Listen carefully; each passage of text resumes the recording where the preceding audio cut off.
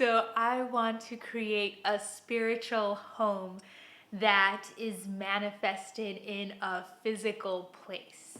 And so I am going to create my altar. I think it's so important that we have daily reminders for ourselves that the world has so much more that we can't see, and we have so much more potential than we could ever know or hope to achieve in this one lifetime. A reminder to myself that I am an alchemist and I can and will create my own destiny. Crystals have been a part of my being since I was a child. Long before I knew their power or before it was a popular trend to have crystals hanging around your house.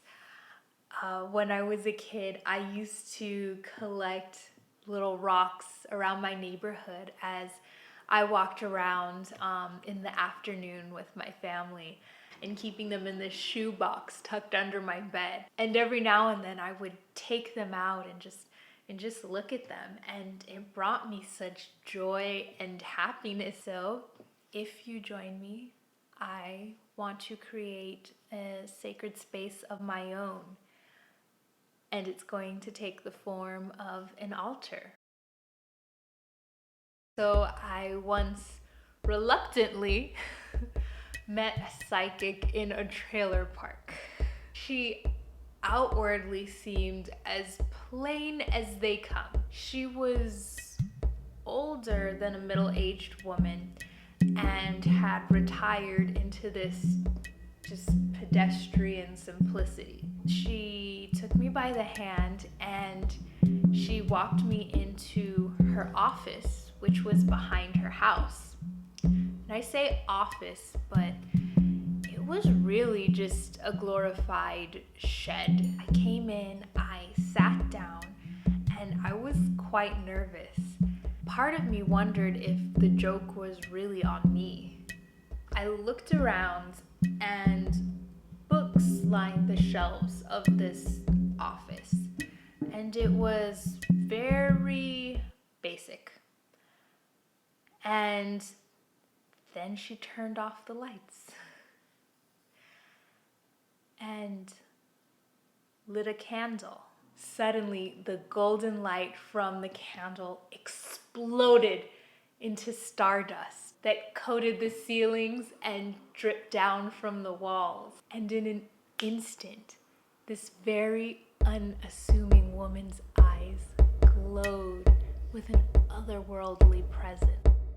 Her aura enveloped me and gave me that same still feeling of heavy gravity when you've just stumbled upon something so beautiful and miraculous that it turns your feet to lead and the rest of existence is forgotten for just a moment. I then spent the next few hours huddled in her temple while this Pythian priestess spoke to my soul. She spoke of things to come and things that passed. She spoke of treasures yet uncovered. I played the fool and could not fathom the immense journey she had set me on. As our time came to a close, she raised one finger towards the gold glittering ceiling. She pointed another down and said, "Look, you're just like me." After a perplexed pause, I glanced down to see my own golden glittering sneakers that I had forgotten I had worn that day, and smiled. As I headed out, she placed a small blue stone in my palm. "I want to tell you more, but you won't believe me.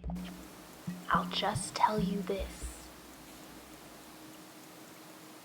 And with that, Melchizedek closed my fingers around my own Urim and Thummim and sent me on my way.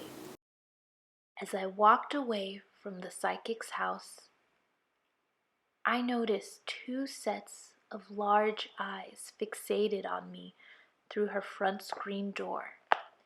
These Egyptian mouths sat perfectly still, while their large moon eyes seemed to peer into my soul, the same way their owner did.